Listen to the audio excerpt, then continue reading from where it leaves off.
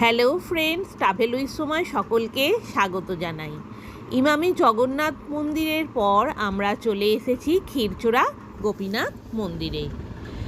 এই মন্দির খোলার সময় হলো ভোর 5টা থেকে দুপুর 12:30, আবার বিকেল 4টে থেকে রাত্রি 8:30 পর্যন্ত। আমরা দোলের 3 দিন আগে এসেছি।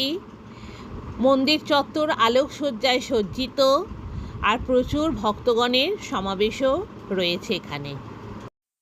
কথিত আছে, ত্রেতা যুগে মা সীতা ভগবান রামচন্দ্রকে আগত দাপর যুগের ভগবানের রূপ কেমন হবে তা জানতে চেয়েছিলেন। তখন রামচন্দ্র তার তীরের ফলা দিয়ে একটি প্রস্তরখণ্ডের উপর এই গোপীনাথের মূর্তি খোদাই করেন ত্রিকুট পর্বতে। উড়িষ্যার রাজা রানী এখানে ঘুরতে এলে এই মূর্তিটি দেখতে পান এবং তারা সঙ্গে করে নিয়ে আসেন। এরপর রেমুনা অঞ্চলের রমণীরা এই গোপীনাথকে ক্ষীর দিয়ে সেবা দিতেন। গোপীনাথ তখন থেকে এখানেই থেকে যান। বৃন্দাবনের মাধবেন্দ্র পুরী স্বপ্নে আদেশ পান বৃন্দাবনের গোপীনাথ তার গোটা শরীর জ্বালা করার জন্য নীলগিরি পর্বত থেকে চন্দন এনে লেপন করতে বলেন। উনি যাবার পথে এই স্থানে বিশ্রাম করেন এবং রেমুনাদের দ্বাদশ ভাঁড়ে ক্ষীর ভোগ দিতে দেখে তিনি মনে মনে ভাবেন, এই ভোগ যদি বৃন্দাবনের গোপীনাথকে দেওয়া যেত। ঠিক এর পরেই উনি বুঝতে পারেন ভগবানের ভোগে তিনি নজর দিয়েছেন। তখন তিনি নিজেকে ক্ষমা করতে পারছিলেন না। এদিক ওদিক তিনি ঘুরে বেড়াচ্ছিলেন। রাত্রিবেলায় সেবায়িতকে গোপীনাথ স্বপ্নে আদেশ দেন যে 1 ভাঁড় ক্ষীর তিনি মাধবেন্দ্র পুরীর জন্য কাপড়ের নিচে লুকিয়ে রেখেছেন। সেবায়িত যেন এই ক্ষীর মাধবেন্দ্র পুরীকে দেন। ভগবান গোপীনাথ তার ভক্তের জন্য ক্ষীর লুকিয়ে বা চুরি করে রেখেছেন বলে তখন থেকেই এখানকার গোপীনাথের নাম হয় ক্ষীরচোরা গোপীনাথ। মন্দিরের সেবায়িত মাধবেন্দ্র পুরীকে এই ক্ষীর প্রসাদ দেন এবং মাধবেন্দ্র পুরী সেই ক্ষীর প্রসাদ গ্রহণ করে ক্ষীরের ভাঁড়টি ভেঙে নিজের কাপড়ে মুড়ে নেন এবং সঙ্গে সঙ্গে সেখান থেকে নীলাচলের উদ্দেশ্যে বেরিয়ে পড়েন এবং সেখান থেকে চন্দন কাঠ সংগ্রহ করে বৃন্দাবনের উদ্দেশ্যে বেরিয়ে পড়েন। তিনি চন্দন কাঠ নিয়ে যখন রেমুনা স্থান দিয়ে ফিরছিলেন তখন তিনি অসুস্থ হয়ে পড়েন এবং রেমুনাতেই থেকে যান। বৃন্দাবনের গোপীনাথ স্বপ্নে আদেশ দেন মাধবেন্দ্র পুরীকে যে রেমুনাতে যে গোপীনাথ রয়েছে সেই গোপীনাথকেই ওই চন্দন লেপন করে দিতে, তাহলেই তিনি ঠান্ডা হবেন অর্থাৎ তৃপ্ত হবেন। তখন থেকে এইখানে চন্দন উৎসবও পালিত হয়ে থাকে। মূল মন্দিরের ভিতরে ফটো তোলা নিষিদ্ধ, তাই আমি আপনাদের মন্দিরের ভিতরে কোনো কিছুই দেখাতে পারলাম না। মন্দিরের বাইরে চারপাশটা আপনাদের দেখালাম ভিডিওতে, আর যদি আপনারা দেখতে চান তাহলে আপনাদের আসতে হবে। আপনারা যদি এই মন্দিরে ক্ষীর প্রসাদ গ্রহণ করতে চান তাহলে এখানে বিক্রির ব্যবস্থা রয়েছে। এখান থেকে ভোগ প্রসাদ আপনারা কিনতে পারেন। আমরা একটা 50 টাকা দিয়ে ভাঁড় কিনেছিলাম ক্ষীরের। এছাড়া রাতে যে ঠাকুরকে সেবা দেওয়া হবে আমাদের ইচ্ছা আছে সেই প্রসাদ গ্রহণ করার, তার ভিডিও আপনাদেরকে দেখাচ্ছি। যারা ভগবানে বিশ্বাসী এছাড়া মন্দিরে আসতে পছন্দ করেন আমার মতো, তাদের কিন্তু সন্ধ্যের কিছুটা সময় খুব ভালো লাগবে। আর দোল উৎসবের জন্য প্রচুর বাসও এসেছে এখানে, বাসের যাত্রীরাও এখানে এসেছে। আশপাশে প্রচুর হোটেলও রয়েছে, আপনারাই সেখানে থাকতেও পারেন। আমরা ফিরে যাব, অটো বুকিং করে এসেছি। বালাসোর স্টেশন থেকে এই ক্ষীরচোরা গোপীনাথ মন্দিরে আসতে ঘণ্টাখানেক সময় লাগবে। মন্দিরকে খুবই সুন্দরভাবে লাইট দিয়ে সুসজ্জিত করা।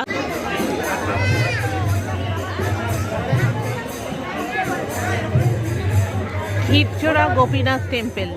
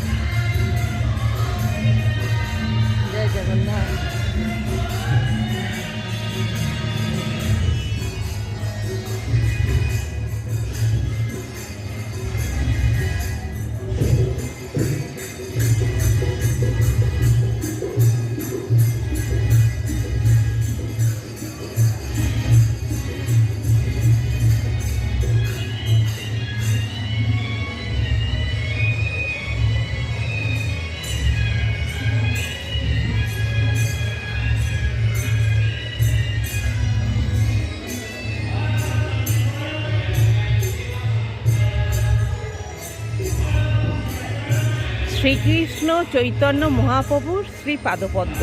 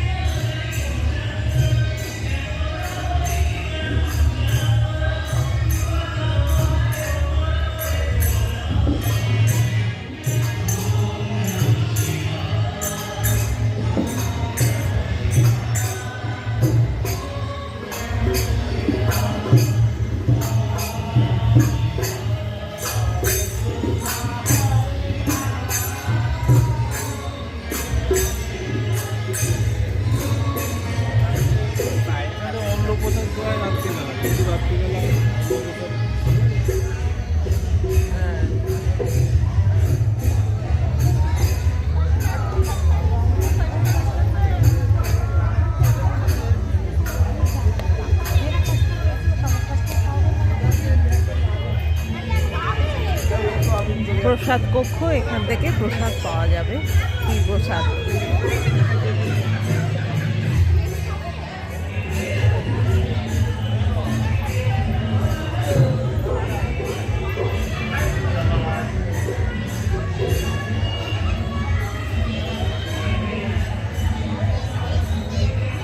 প্রসাদ কক্ষ, এখান থেকে ক্ষীর প্রসাদ ভোগ পাওয়া যাবে।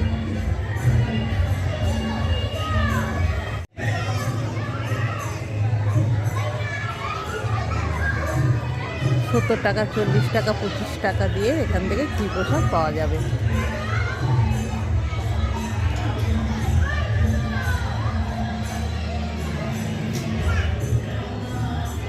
টাকা, 40 টাকা, 25 টাকা প্রসাদের দাম।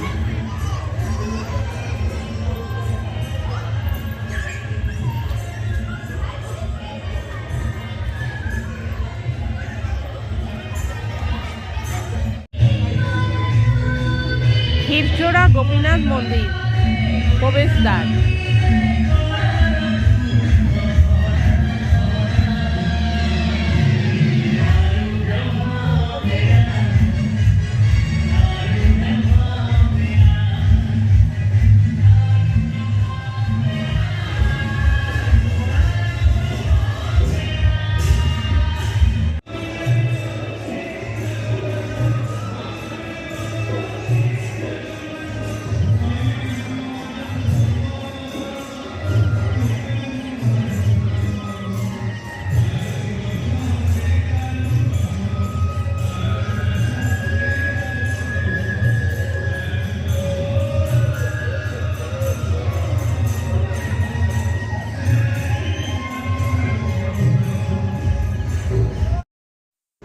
ভগবান গোপীনাথকে দর্শন করার পর ওনাকে যে ভোগ দেওয়া হয়েছিল, আমরা সেই ভোগ প্রসাদ গ্রহণ করছি মন্দিরে, নাট মন্দিরে। ভোগ প্রসাদে ছিল ভাত, ডাল, 2 রকম সবজি, পায়েস। 2 রকম সবজির মধ্যে ছিল শাক আর কুমড়ো আলুর তরকারি। খেতে খুবই ভালো লেগেছে প্রসাদ। ক্ষীর।